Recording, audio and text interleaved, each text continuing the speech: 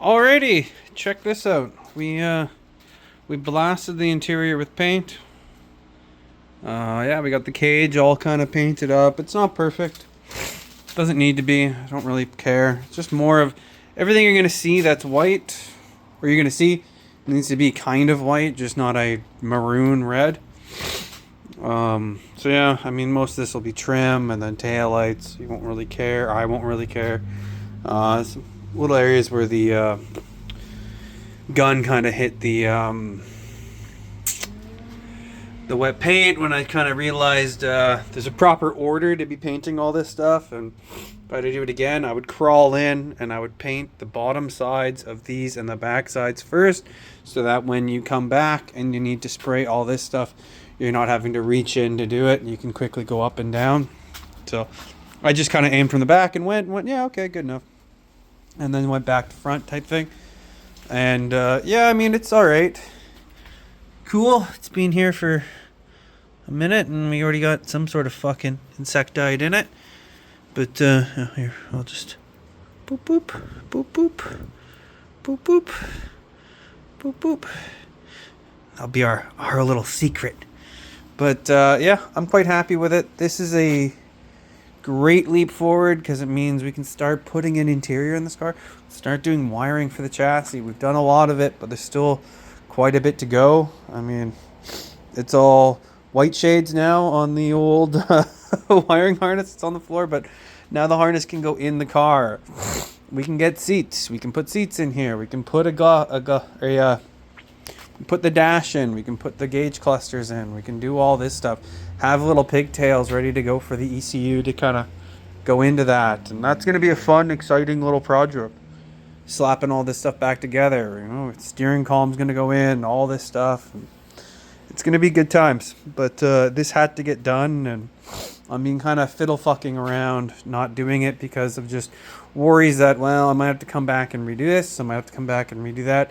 And I've just accepted that this car needs to get done. We're over the 5-year mark on this project. So, granted, I would say this is the same level of building a Lotus 7 that, you know, took me equally as long, and I didn't finish that.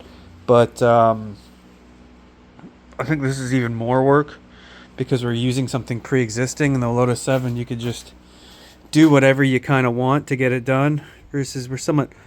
There we go. I'll just mash the paint in there. It's kind of the joys of using home grade oil-based, like trim clad, except this is home hardware style paint, is that it is a very thick paint and you can just kind of let it go in and it self levels somewhat.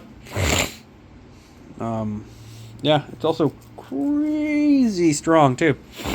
When I was wire wheeling some areas here, I mean, I just wired wheeled on the paint and it didn't actually come off. So it's got my vote for interior and bottom pan of the car. I don't know if I would do a whole car with it, just because it gets I don't think it deals in as well as automotive paint with the UV on it. But with this car, who knows if it'll even last that long. Might just be fucking wrecked. You can see we got some little droplets of paint, and either we'll sand it or not care. I'll probably not care, as time is more of a factor.